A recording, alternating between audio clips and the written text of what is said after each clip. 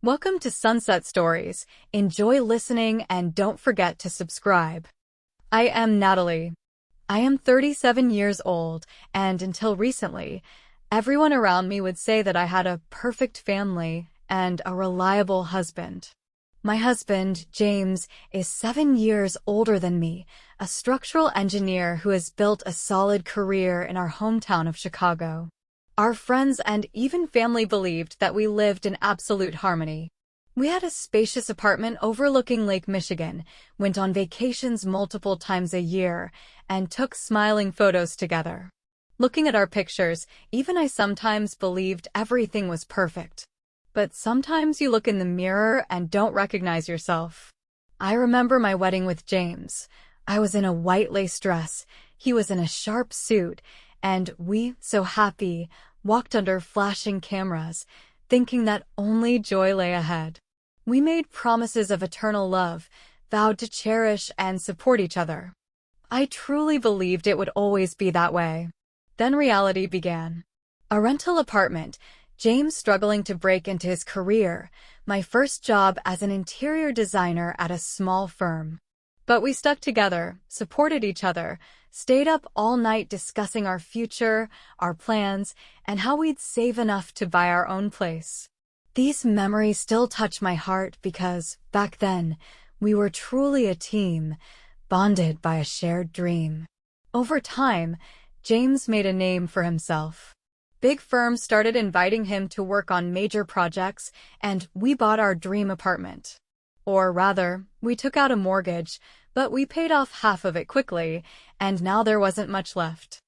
I thought we were moving toward everything we had dreamed of. But the more successful James became, the deeper he disappeared into his work. He was the kind of man who couldn't leave tasks unfinished, who would stay up all night calculating estimates, adjusting blueprints, and reviewing contracts. At first, I admired his dedication. I was proud of him when talking to friends. But later, I noticed that when a person completely dissolves into their career, only a shadow of them remains at home. I stopped feeling him emotionally. We had dinner together, but we didn't have deep conversations. If I asked about something, he'd respond in short sentences or say, "Natalie, give me a second. I need to finish this thought." Sometimes I waited patiently, hoping he'd free up some time for us. But evening would come, and once again, I'd hear, "I'm exhausted. I just want to sleep." Our social media photos became less lively. Though we still posted occasionally, like a picture from James's birthday, where we both smiled for the camera, it was all just an illusion. More and more, I felt alone. One evening, as I was scrolling through my phone, I saw an ad for a luxury fitness center downtown. It had panoramic windows, pools, and a sleek modern design. Suddenly, the idea struck me, maybe I should start working out? At least I'll feel better physically, and who knows, maybe it'll help mentally too. James didn't object, though he didn't seem interested either. He just said, "Do what you want, as long as it doesn't interfere with our schedule." Something about the way he said it stung. As if my well-being didn't really matter to him, as long as I maintained the household. I kept silent, but inside, something shifted. So I started going to that fitness center. At first, it was overwhelming. Huge rooms, advanced machines, athletic people moving with confidence. I felt out of place, especially when I struggled to adjust to treadmill settings. That's when he approached me, Ryan, a personal trainer. Ryan was around 28, tall, fit, with warm brown eyes and a friendly smile. "Need help?" he asked, and I nodded. He showed me how to set the treadmill properly, gave me tips on pacing, and reassured me that I'd get the hang of it soon. There was something so easygoing about him that made me feel at ease. I had no idea then how important he would become in my life. At first, I only attended group classes, Pilates, functional training. Sometimes, Ryan would substitute for other instructors, and I saw him more often. He had a natural confidence, a genuine enthusiasm for fitness, and he paid attention to everyone, adjusting their form and encouraging them. His presence stood out, not just because of his looks, but because he truly listened. One day, he suggested I try personal training. "You've got great potential," he said. "We could work on specific areas, and I'll help you improve your technique." I hesitated. Private sessions were expensive, and I wasn't sure if I was ready. But deep inside, I wanted to spend more time with him. So I agreed to a trial session. I remember that first training like it was yesterday. The gym was quieter in the early morning, and Ryan was waiting for me, smiling. He asked how I was feeling, whether I had any soreness, and warned me that warm-ups were crucial. His attentiveness, though professional, felt comforting. We worked on strength and endurance, and I pushed myself harder than I ever had. Afterward, we sat at the gym's smoothie bar. He asked about my work, my interests, and why I had started fitness training. Hesitantly, I admitted that I felt stuck in life, that I wanted a change. Ryan listened intently, nodding, never interrupting.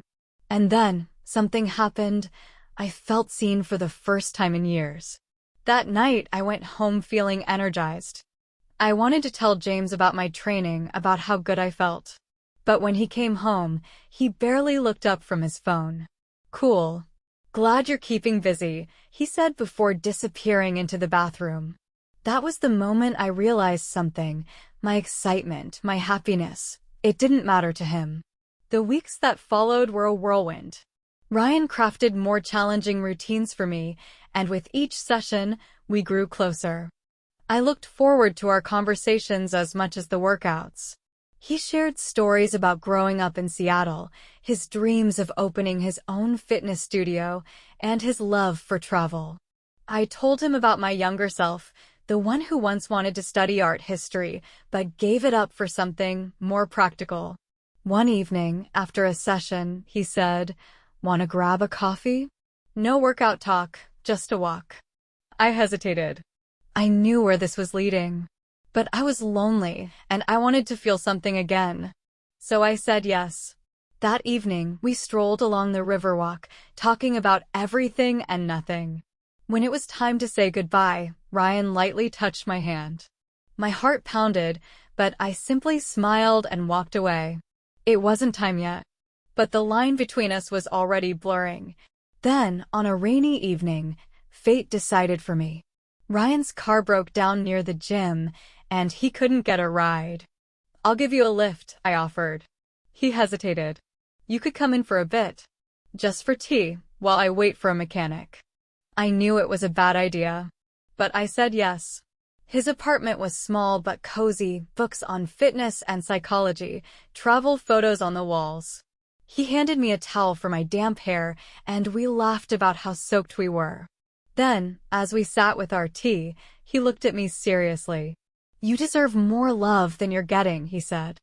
"I can see it. Even if you don't want to admit it." His words struck a nerve. My eyes filled with tears, and before I knew it, his lips were on mine. The world faded. That night, everything changed. I came home late, smelling like rain and his cologne. James was asleep on the couch, the TV still on. As I passed, he stirred but said nothing. Maybe he already knew. For weeks, Ryan and I lived in stolen moments, secret messages, fleeting touches, whispered confessions. I felt alive. But secrets don't stay hidden forever. James began to notice my absences, my glowing eyes. One evening, he asked, "Are you seeing someone?" His tone was almost amused, as if the idea was ridiculous. I lied. But James wasn't a fool. He hired a private investigator. Within days, he had proof, photos of Ryan and me together, undeniable evidence. Then, James did something I didn't expect. He called me and said, "Bring him over. Let's talk." I was terrified. But Ryan insisted, "We can't keep hiding. We'll tell him the truth." That night, we walked into my home together. But it wasn't just James waiting. Two men, large, intimidating, stood by the fireplace. My stomach twisted. James leaned back in his chair, staring at Ryan. "So, you're the guy?" Before Ryan could answer, James nodded at his men. And then everything spiraled into violence. One of the men grabbed Ryan by the arm, yanking him backward. The other stepped forward, cracking his knuckles. "What the hell is this?" Ryan demanded, trying to pull away. I lunged toward James. "Stop this. You said we would talk." James turned his cold eyes on me. "Oh, we'll talk, Natalie.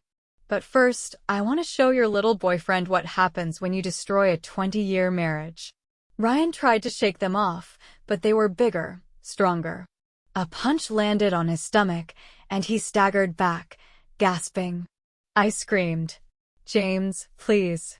You don't have to do this." But he wasn't listening. Ryan fought back. He was in excellent shape, fast and strong. He landed a blow to one of the men's ribs, but the other grabbed him by the back of the neck, slamming him onto the coffee table. It shattered under the weight. The sound of splintering wood snapped something in me. I threw myself between them, shoving at one of James's men. "Stop. Please, stop this. You're going to kill him." James stood still, watching.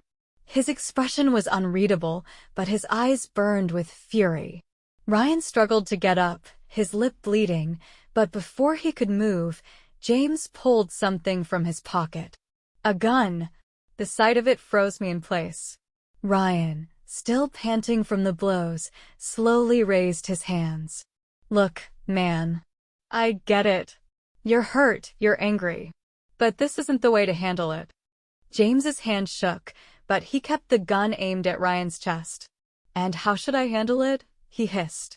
"You think you can walk into my wife's life, take what's mine, and just get away with it?" I felt my whole body go cold. "James, you don't want to do this," I whispered. "Please. You're not a murderer." His jaw tightened. "Aren't I?" Ryan took a step forward.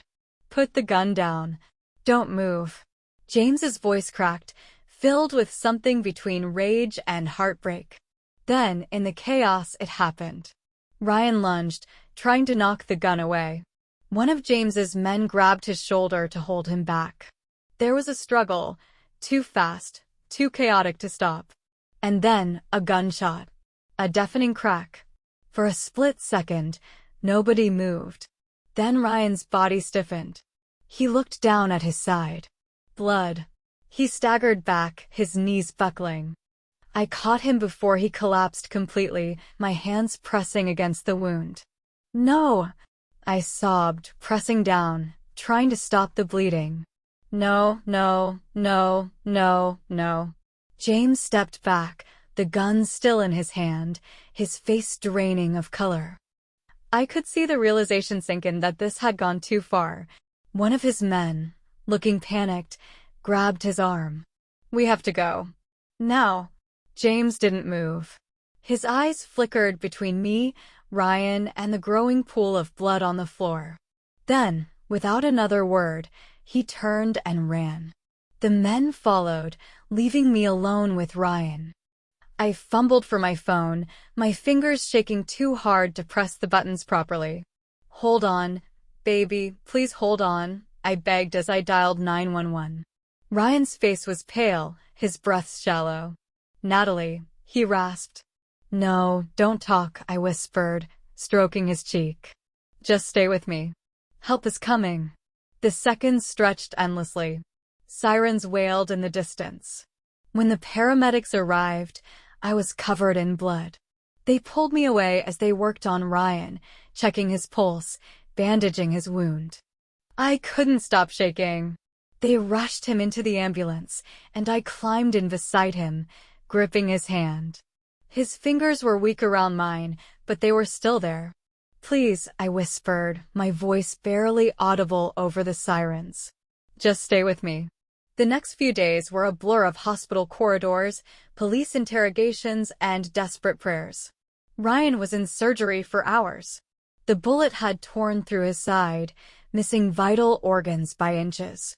When he finally woke up, I collapsed into his bedside, sobbing in relief. "You scared the hell out of me," I whispered, gripping his hand. His smile was weak, but it was there. "Guess I'm tougher than I look."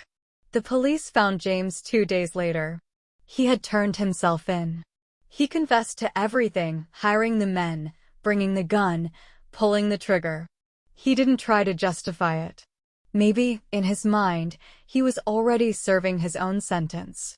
During the trial, I had to recount everything: the affair, the fight, the gunshot.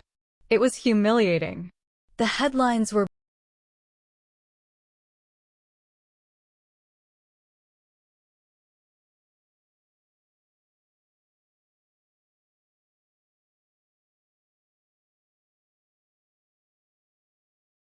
his hired men got lesser sentences, but they didn't walk free. And me? I lost almost everything. My reputation was in shambles. Friends disappeared. I had to sell our apartment to cover legal fees and part of Ryan's medical expenses. The life I had built with James for nearly 2 decades crumbled in a matter of months. But Ryan survived. When he was discharged from the hospital, I brought him home, not to the luxurious apartment I once shared with James, but to a small, rented place in a quiet part of town. It wasn't much, but it was ours. Ryan's recovery was slow. The bullet wound left him with chronic pain, and he couldn't train like before. He had to rebuild himself, piece by piece. And I had to rebuild myself, too. Some nights, I still wake up from nightmares, hearing the gunshot, seeing the blood. But Ryan is always there, whispering, "It's over. We're okay." I wish I could say we got a fairy tale ending. We didn't. We struggled. Money was tight. The past followed us like a shadow. People still whispered, still stared. I lost more than I could ever count. But I also gained something. A love that wasn't just passion and adrenaline, but survival. A connection forged in fire. Sometimes, when we sit by the lake, watching the sunset, Ryan takes my hand and says, "If I could go back, I'd still choose you." I squeeze his fingers and whisper, "Me too."